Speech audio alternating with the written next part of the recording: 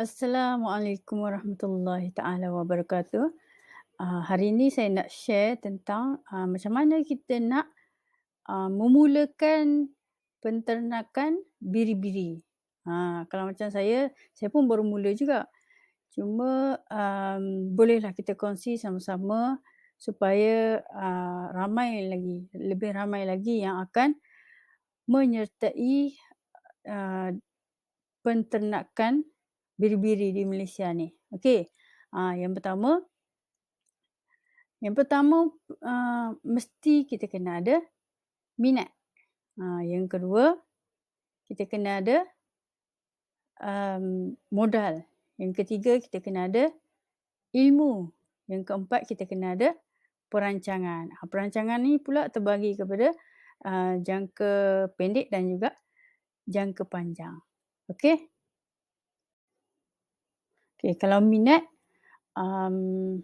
saya rasanya tak perlu saya nak huraikan lebih panjang, pasal semua orang pun tahu macam mana apa yang menyebabkan datangnya minat tu, kan. Setengah-setengah orang dia terdorong dengan masa lepas dia.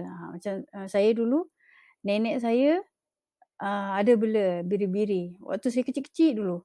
Okey, ataupun setengah-setengah orang tu dia ada terdorong oleh rasa tanggungjawab. Mungkin di kawasan dia tak ada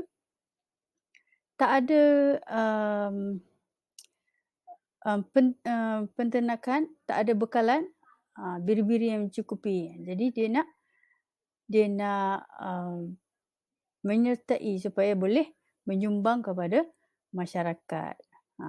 Dan terpulanglah pada setiap individu tu dia berlainan sebab dia. Okey. Modal ni adalah satu masalah yang besar bagi kebanyakan pemula lah. Okey. Sama ada kita nak mulakan apa-apa bisnes kecil ke ataupun besar ke, ramai yang sangkut bahagian modal ni. Jadi modal ni, yang pertama, kita boleh, kalau kita dah ada tabungan, macam kita menyimpan, ataupun macam kalau saya, sebelum ni saya ada menyimpan sambil melabur di Bank Islam, di buka akaun Al-Awfa. Tapi tak tahulah dah berapa tahun, belum ada tuah lagi untuk dapat cabutan hadiah yang RM1 ataupun hadiah yang kecil-kecil. Okey, jadi apa kata saya kata, jadi daripada duduk tunggu benda yang tak pasti, saya keluarkan dan saya beli biri-biri. Okey. Ataupun kita boleh tanya dekat kakak ke, abang ke, adik-beradik kita. Ataupun keluarga yang terdekat untuk pinjam. Yang pertama kita boleh minta pinjam. Yang kedua, kita kalau kita ada rekod yang baik, mungkin kita boleh minta kalau macam mana kalau mereka nak mula melabur dalam penternakan biri-biri. Kalau melabur ni kena kira betul-betul lah. Supaya tak berlaku pergaduhan ataupun perkara yang berbangkit di depan hari. Okey. Yang ketiga, kita boleh dapatkan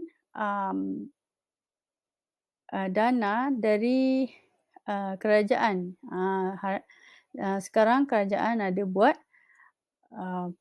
geran, ada bagikan geran. Sebelum-sebelum ni pun ada bagikan geran. Tapi kalau untuk sekarang kita ada pemula untuk untuk pemuda, untuk pemuda-pemudi yang minat dalam bidang penternakan dan yang memenuhi syarat-syaratnya akan dapat geran. Maksimum 20,000 geran kerajaan. Tapi itu kalau ikutkan syaratnya, kalau tak silap saya lah, syarat-syaratnya dia, apa ni, untuk orang yang berumur 40 tahun ke bawah. Untuk kalau yang, dia punya panduan, okey, untuk dia punya, apa orang kata,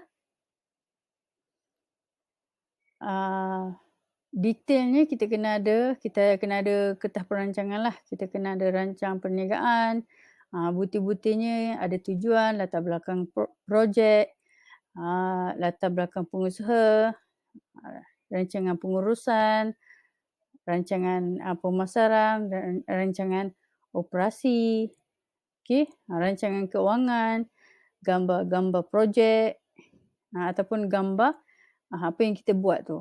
Okey, salinan sijil, pendaftaran syarikat, salinan, yang keempat kita kena ada salinan kat mana yang kita buat projek tu, di tanah mana, kena ada hitam putih lah. Kita kena ada pengesahan.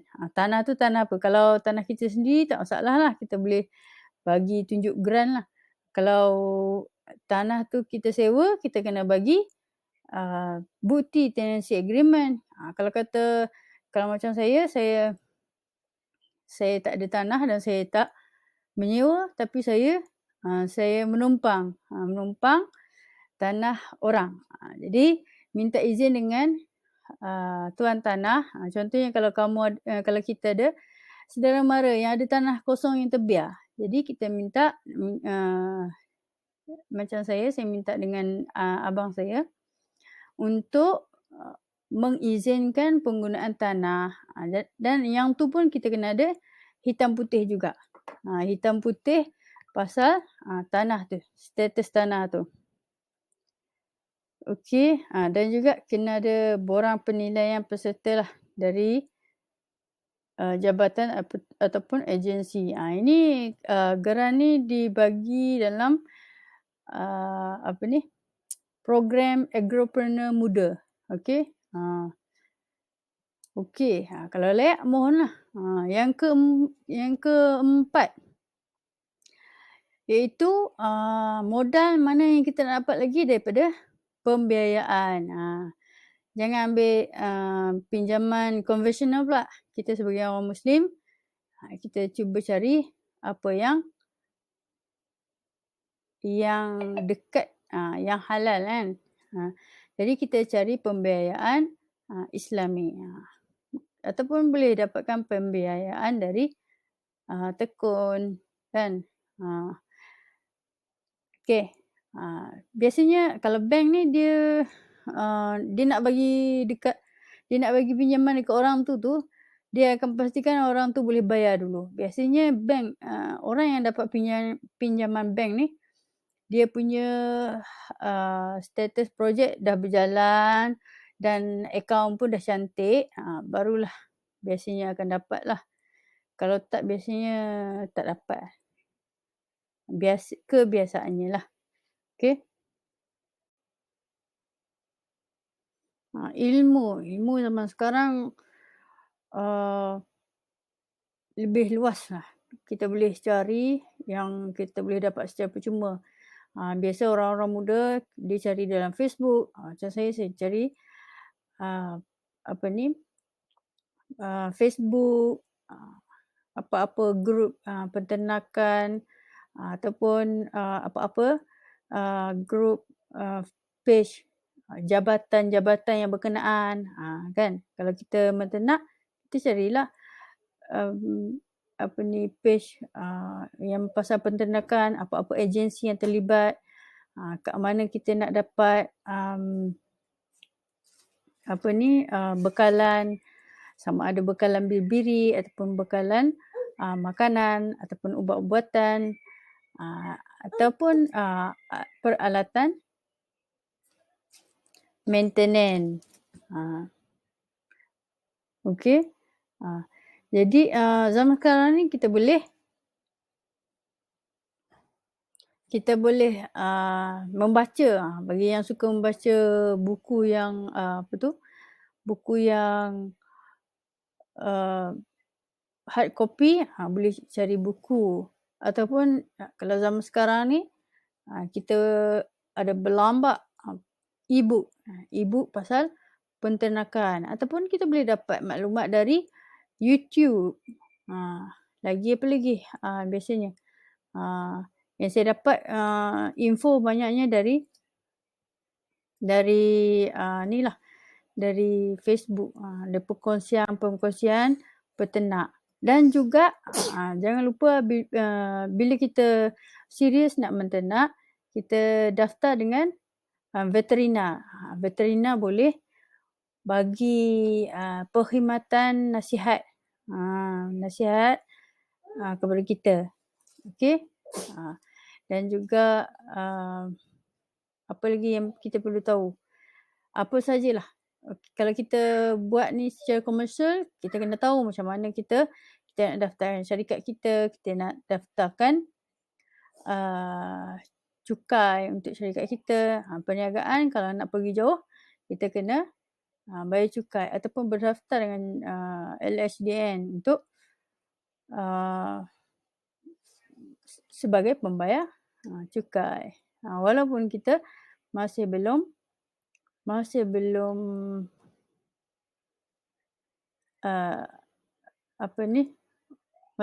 untung banyak lagi, kan? Maknanya rekod tu ada kat situ. Okey.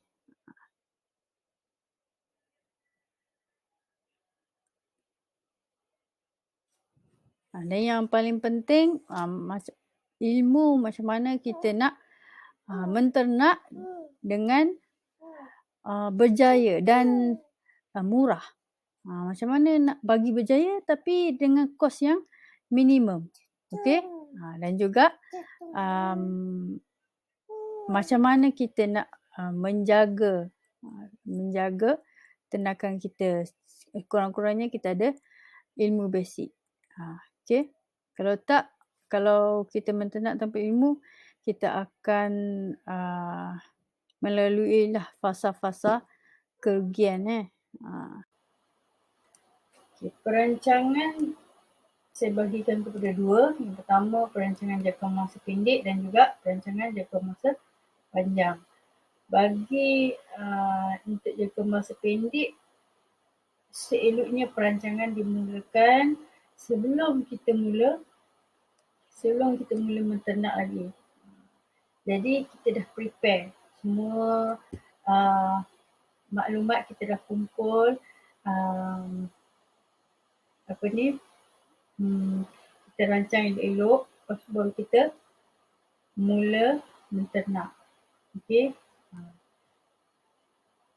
Dan juga perancangan untuk jangka masa panjang biasanya terkait dengan ke mana kita nak bawa perniagaan kita. Biasanya orang yang berniaga, dia tak nak keadaannya yang statik.